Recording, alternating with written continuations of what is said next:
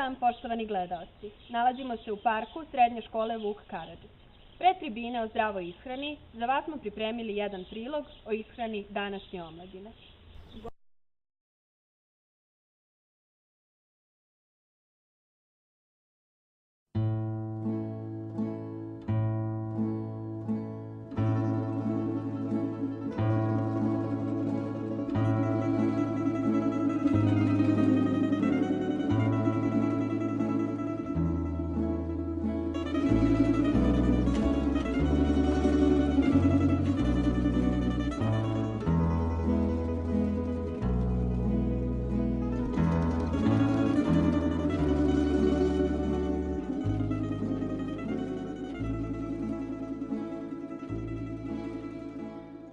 Da bi se napravio hleb, potrebno je u većoj posudi brašno, so, rastopljen kvasac, brašno za doradu testa i mlaka voda.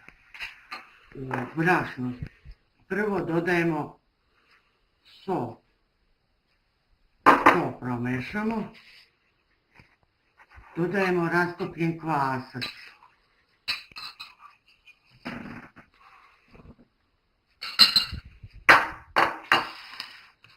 polako, dodajući mlaku vodu, mesimo hleb.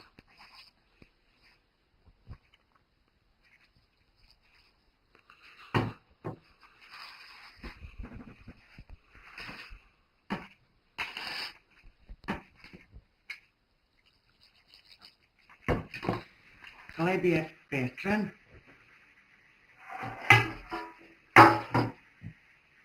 Vadi se iz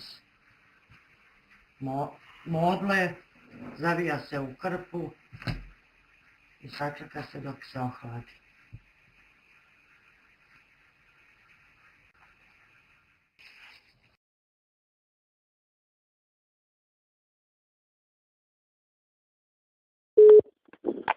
Halo. Halo, dobar dan. Šta mislite, kako se hrani većina mladih populacija kod nas danas? Ja mislim da mi nemamo kulturu pravilnog načina ishrane, jer deca nasleđuju navike od svojih roditelja. A sve zajedno, znači imamo te loše životne navike u vezi ishrane. Da, a kako tumačite trend mršavih lepotica koje su uzor mladim devojkama danas? Apsolutno mislim da je to pogrešno.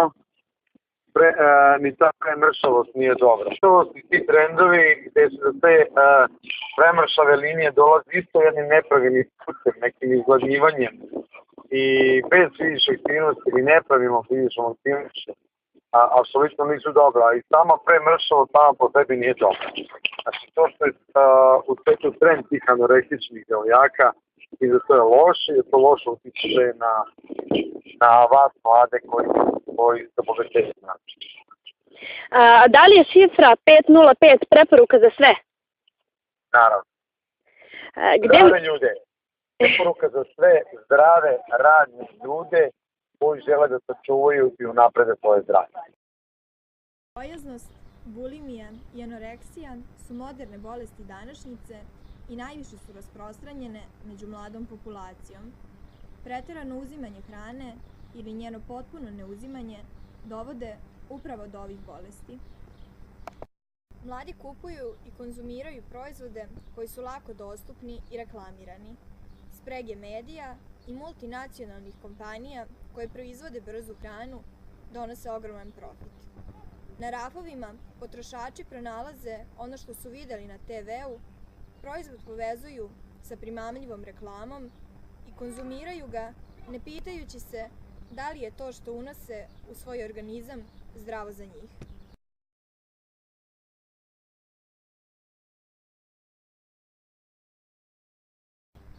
Mnogobrojni sokovi i slatkiši u sebi sadrže ogromne količine šećera.